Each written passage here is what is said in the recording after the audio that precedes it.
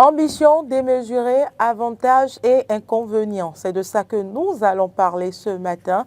Vous êtes invités à prendre part aux discussions en direct sur ce plateau en composant le 01 48 52 94 02.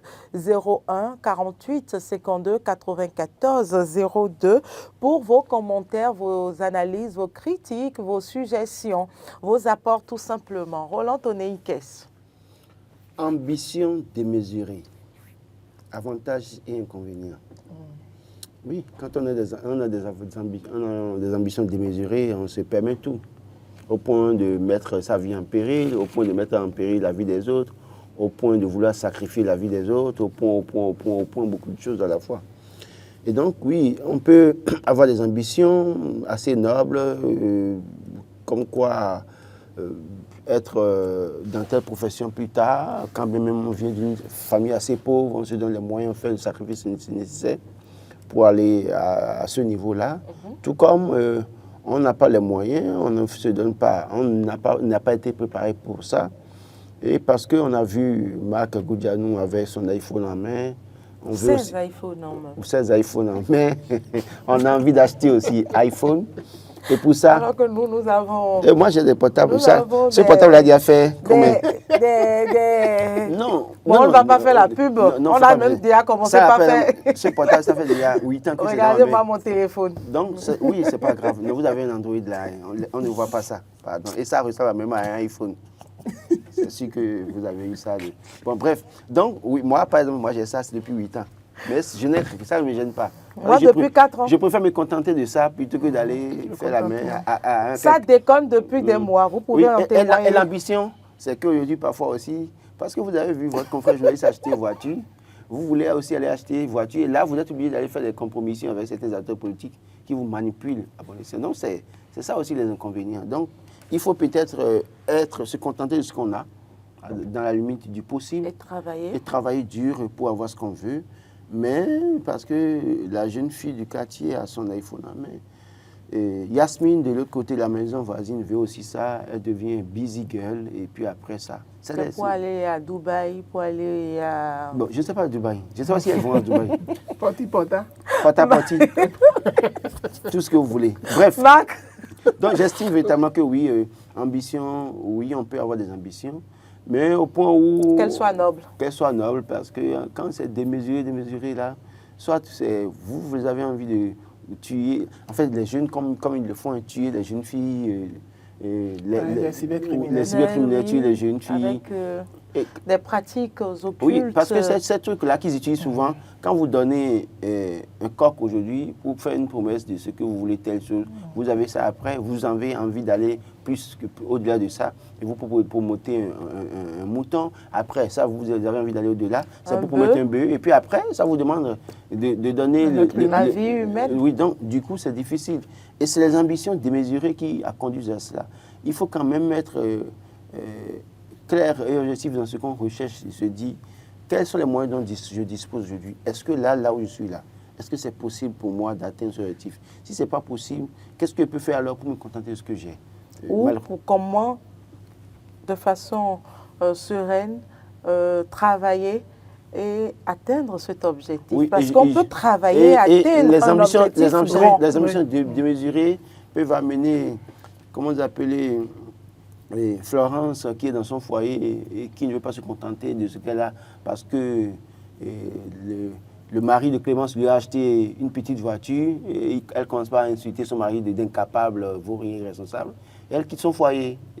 Voilà encore ambition démesurée. Alors qu'elle sait très bien que même dans sa famille d'où elle vient, personne n'a de voiture. Bon, l'ambition, c'est une qualité. Être ambitieux, c'est une qualité. Il faut être ambitieux. Il faut être ambitieux. Il n'y a rien de mauvais à être ambitieux. Il n'y a rien de mauvais à être ambitieux. Maintenant, donc, soyez comme moi. Avoir l'ambition démesurée, c'est là où le piège se situe généralement. Parce qu'en réalité, je dis toujours, ce n'est pas toujours mauvais d'avoir une ambition démesurée. Je donne un exemple. Quelqu'un qui travaille dans un domaine, par exemple, et qui a le goût d'innover à chaque fois, C'est-à-dire, il veut innover à chaque fois. Je prends juste un exemple récemment. Vous avez vu Elon Musk, par exemple, d'accord, qui, dans sa quête de recherche et d'innovation, essaie à chaque fois de pouvoir trouver des choses qui sortent du néant, qui sortent de l'habituel. Donc, ça, c'est une envie démesurée qu'il a de pouvoir innover au-delà. C'est positif. Mais maintenant, voilà exactement, parce que quand il le fait, il ne pense pas seulement à lui-même, ce n'est pas une ambition démesurée, égocentrique, non, mais ce serait bénéfique à tout le monde. Voilà. Et c'est ça qui est normal, ce qui est demandé normalement. Maintenant, là où le piège se situe... Moi, je ne parlerai pas d'ambition démesurée, mais du travail. Oui, c'est vrai. Mais parce que c'est une manière de travailler. Oui, effectivement. Dans ce travail, même dans le travail que nous faisons, par exemple, aujourd'hui, nous avons de l'ambition. Et donc, l'ambition, en quelque sorte, doit nous amener parfois à rechercher, à aller au-delà des attentes que nous avons, à aller au-delà des espoirs que nous avons et à rechercher également d'autres portes.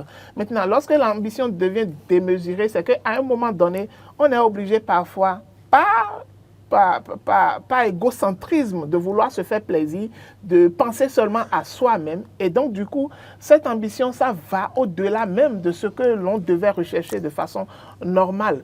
Ou parfois, on a évoqué tout à l'heure le cas de nos jeunes filles qui, aujourd'hui, au niveau des réseaux sociaux, sont tellement concentrées à observer la vie des autres sur les réseaux sociaux, alors que qui ne sont pas des vies, d'accord, qui reflètent en réalité notre société d'aujourd'hui.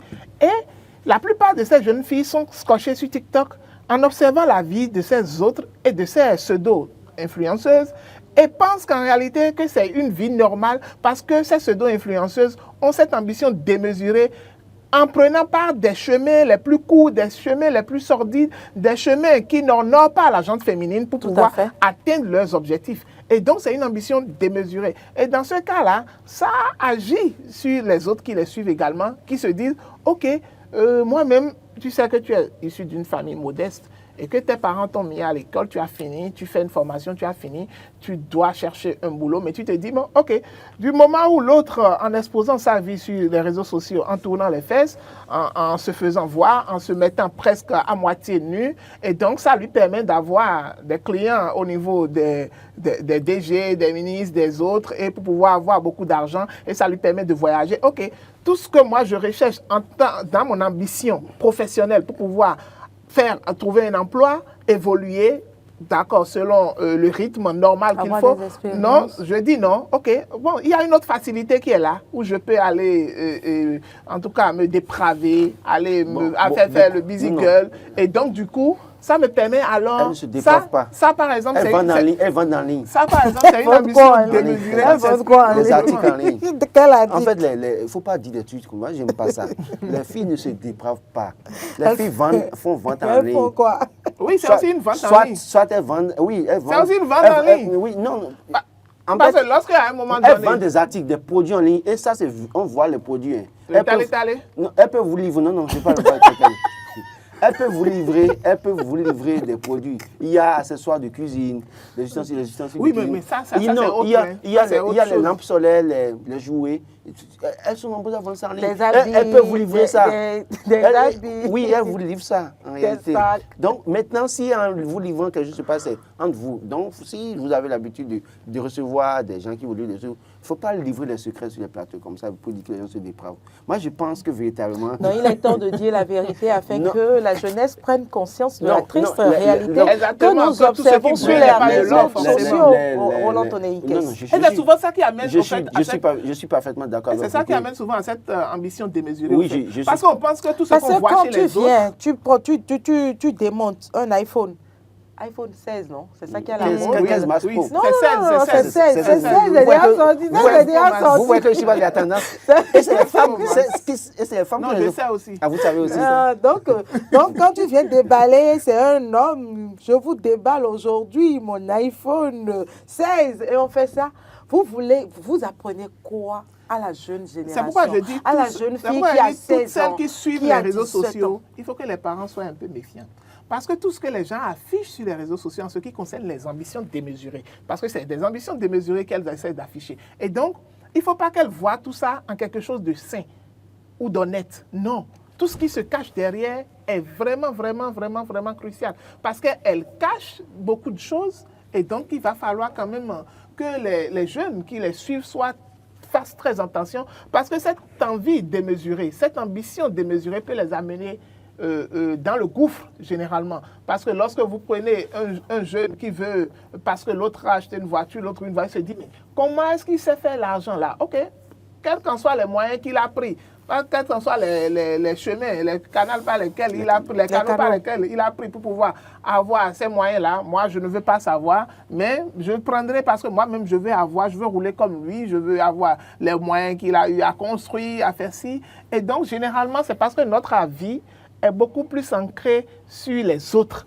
On veut forcément voir ce que les autres font parfois, alors que cette envie-là, cette ambition-là, ça doit être une ambition positive où l'on se base seulement sur les moyens qu'on a et on essaie de faire beaucoup plus soi-même pour pouvoir aller de l'avant. Et c'est ça une bonne ambition normalement. Sinon l'ambition en soi n'est pas mauvaise. Je pense, Carole, que véritablement, en termes d'ambition, aujourd'hui, il faut quand même qu'on se dise la vérité. C'est-à-dire que à tous les niveaux, nous voulons exagérer en ce que nous faisons. Et en voulant exagérer, c'est là que naissent les problèmes. J'estime que nous avons un problème d'éducation pour notre société aujourd'hui, où on prend ce qui passe de façon virtuelle comme pour la réalité. Je crois que Marc l'a soulevé. Mais tout ce qui brille n'est pas de l'or. Malheureusement, nos jeunes sœurs n'ont pas conscience de ce qu'aujourd'hui, tout ce qui brille n'est pas de l'or. Et leur miroite, un voyage à Dubaï, qui vous souviennent que cette époque où on les appelle influenceuses, je ne sais pas qui elles influencent véritablement, mais on les appelle influenceuses quand même, et elles vont influencer qui et comment. Elles se retrouvent sur les réseaux sociaux et après, c'est elles que vous voyez dans les hôtels. Elles influencent à l'ambition des maisons. Donc, oui, et quand elles veulent prendre l'avion, vous les voyez prendre l'avion sur le tarmac de l'aéroport. Des cantines de Cotonou. Il y a pas des hélicoptères même. Oui, et puis voilà, donc bref, vous les voyez sur les motos, dans le désert.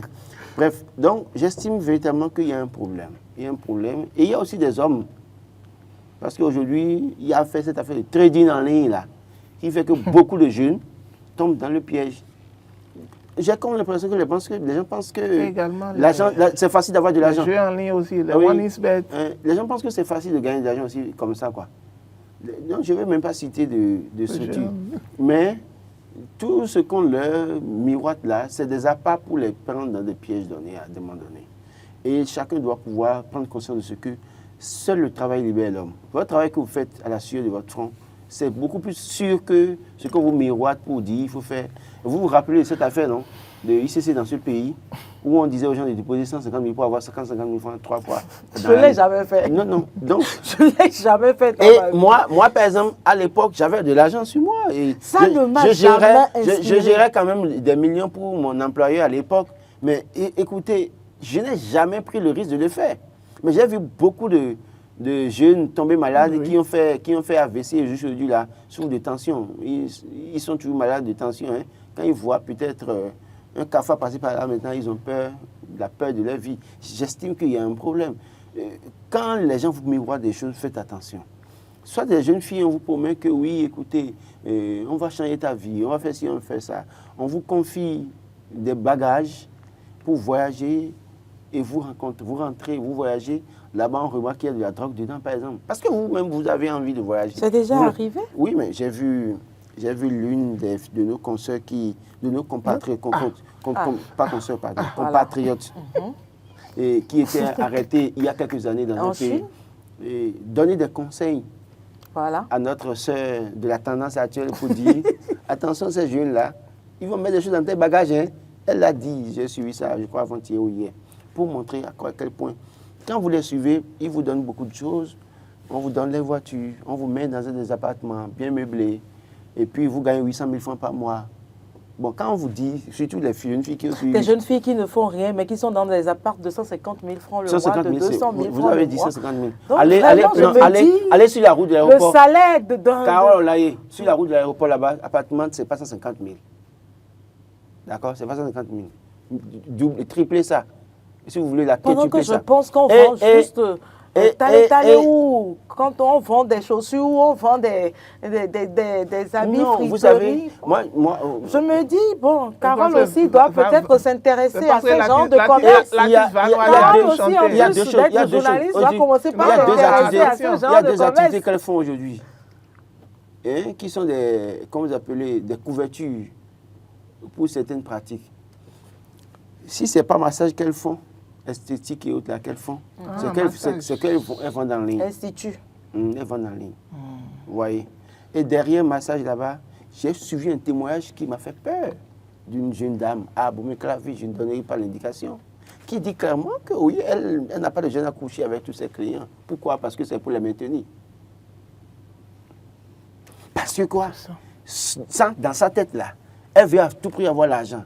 Donc, c'est jusqu'où on peut aller pour vouloir réaliser ses rêves, quoi. Les clients qui viennent là, si les clients demandent ça, si un client ne demande pas, bon, c'est bon. Mais si un client demande ça et que ça va permettre de maintenir ce client-là, on est prêt à céder. Après, on met cette découverture, mais on sait que derrière, là, on fait autre chose. J'estime que c'est les ambitions qui vous amènent à ça. Il faut se contenter, il faut avoir de la dignité. Parce que même, le problème qui se pose, le client qui vient chez toi, qui demande ça à qui, avec qui tu fais ça, il se peut qu'un jour, dans ta destinée, c'est son petit frère riche aux États-Unis qui sera ton mari.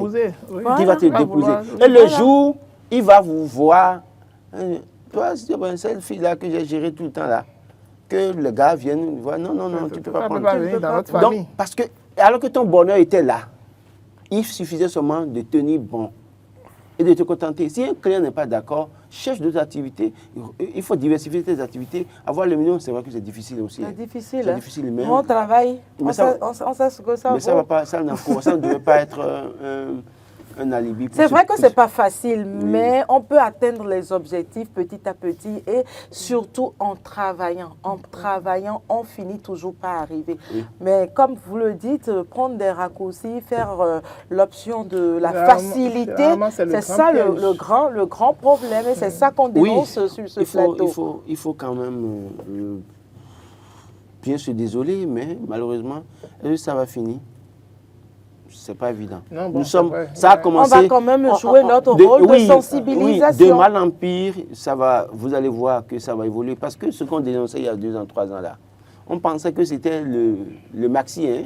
Mais là, on se rend compte on se rend compte qu'on a atteint le fond. Mais d'ici 2 ans, vous allez voir que c'est encore autre chose. D'accord? Toutes les femmes citées dans l'affaire de, comme vous appelez, de notre... Balthazar africain, mais écoutez, de vous à moi. C'est quoi? De vous à moi, il y en a qui ont reçu de l'argent. Oui. Qui ont reçu de fortes sommes. Oui. Et recevoir de fortes sommes parce qu'on a reçu de l'argent chez un homme, on accepte que cet homme-là vous filme en plein débat sexuel. En étant femme mariée. En étant femme mariée, même si vous êtes une fille. Parce que quelqu'un vous a donné de l'argent. Justement. Et c'est venu la portée spirituelle de tous ces actes. Vous rappelez de cette pratique où, dans un pays, je ne vais pas citer le pays, les gens finissent de coucher avec eux, de tenir des rapports sexuels avec une femme et demandent à uriner sur la femme ou à déféquer sur la femme. Quand ils te font ça, c'est fini. C'est que tu as au plus un an pour vivre. Tu tombes malade, on cherche le remède partout, on n'aura pas. Mais à un moment donné, c'est qu'au début, le monsieur te met en confiance. Il rit avec toi, il t'amène dans les grands hôtels, voilà. Il te donne 1 million, 2 millions, il dépense sur toi. 3 millions, 5 millions, il te met à l'aise. Et un jour, il finit, là, tu es avec toi, il te dit, c'est un fantasme, je vais uriner sur toi. Mais lui, il recherche un but. Et vous allez voir beaucoup de jeunes filles qui tombent malades, deviennent, excusez beaucoup, hein, excusez quand même, des squelettes debout. On cherche des remèdes partout, les moyens, on n'en trouve pas. Pourquoi? Parce qu'à un moment donné, elle n'a pas su se maîtriser. Et les parents aussi en ont pour quelque chose. Oui, il y a des parents qui sont responsables. Non, le silence coupable surtout. Au-delà du silence coupable, c'est des parents qui envoient aujourd'hui ces jeunes filles en mission. Ce n'est pas parce que je suis pauvre. Juste pour mieux vivre. Ce n'est pas parce que nous sommes pauvres que nous allons permettre à notre fille de se permettre. Vous avez un enfant à la maison qui a un smartphone à la maison, qui commence pas à manipuler le smartphone. Pendant que vous savez que ce qu'elle fait ne peut pas lui rapporter ça. Vous devez interpeller. Vous n'interpellez pas. La fille veut sortir de la maison pour des trucs mini, sexy, et vous ne parlez pas. Et après, c'est pour venir condamner quelqu'un pour dire que quelqu'un a fait ci à votre fille. Je dis, parfois même, si on interpelle une fille va se plaindre de ce qu'un homme l'a violée ou fait quelque chose, On voit d'abord ce qu'elle a porté, on interpelle ses parents, on les sanctionne aussi. Il faut les punir aussi. Parce Merci, qu'eux-mêmes, ils ont failli Roland. à la mission. Le temps est parti. Marc Merci. Goudjanou. Merci beaucoup, Carole. Merci pour tous ces apports sur ce plateau. Nous allons toujours faire ce qui est de notre devoir, du bissap à la fin. sensibiliser. Vous donnez du bissap à la fin de l'émission. Je ne sais pas de quoi vous parlez. Merci, chers Non, moi, téléspectateurs, vous ne vendez pas en de nous ligne. avoir. Vous vendez en présentiel. Merci, chers téléspectateurs, de nous avoir suivis. Retrouvez Moriano Agua demain. Quant à moi, je vous reviens en début de semaine prochaine avec le même plaisir. Portez-vous bien.